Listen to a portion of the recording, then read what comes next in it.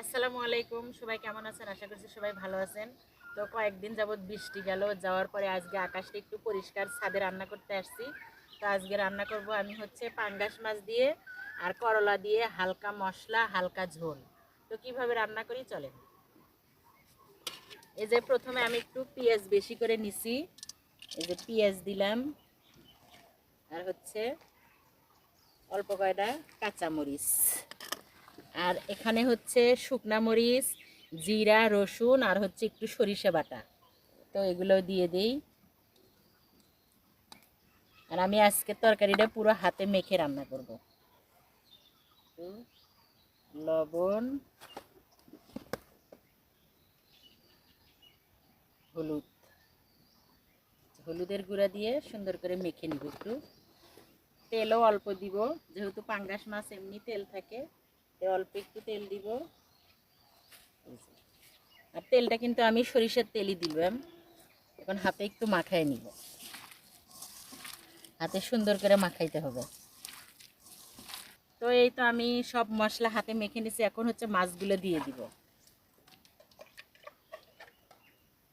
মাছগুলো দিয়ে সুন্দর করে মাখায় নিব। আর মাছটা অনেক বড়ই ছিল, এই যে হাতে অনেক সুন্দর করে মাখায় নিলাম। এখন হচ্ছে একটু ঝোল দিয়ে দিই।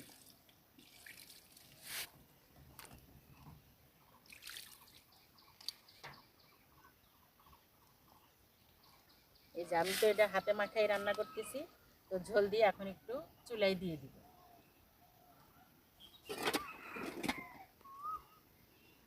এখন জালটা ধরায় দেই। সব মাখায় তো চুলার উপরে দিয়ে দিলাম, আর চুলাতেও জাল ধরায় দিছি, সুন্দর জাল জ্বলতেছে। আর মাছটা বলক আসলে আমি করলাটাও উপরে দিয়ে দিব। তো হইতে থাক, আর আমিও জাল দিতে থাকি। মাছের ঝোলটা বলক আসছে, এখন আমি এই সুন্দর করে ধুয়ে রাখা করলাগুলো উপর দিয়ে দিয়ে দিব। সুন্দর করে উপর দিয়ে দিয়ে দিব।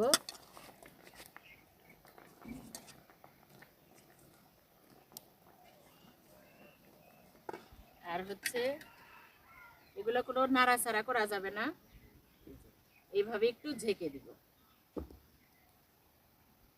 তো সিদ্ধ হইতে থাকে। তো এই তো আমার হচ্ছে করলার পাঙ্গাস মাছের হালকা মশলায় হালকা ঝোল তো হয়ে গেল। আমি একটু জিরার গুঁড়া দিয়ে দিব। ও, তো জিরের গুঁড়া দিয়ে আমি একটু ঝেঁকে দিব। ভাজা জিরের গুঁড়া দেওয়া শেষ, এখন রান্নাও শেষ, এখন আমি নামাবো। দেখেন কালারটা, দেখেন একটু কত সুন্দর আসছে, সেই গরম। তো এই যে নামাই। আর এই তরকারিটা হচ্ছে খুবই স্বাস্থ্যকর খাবার, যাদের হার্টের সমস্যা, তারপরে হচ্ছে ডায়াবেটিস আছে, এই করলাতে তো হালকা মশলা দিয়ে এভাবে রান্না করে খেয়ে দেখবেন, শরীরের জন্য অনেক উপকার হবে। তো এই যে আজকের আমার রান্না এই পর্যন্ত।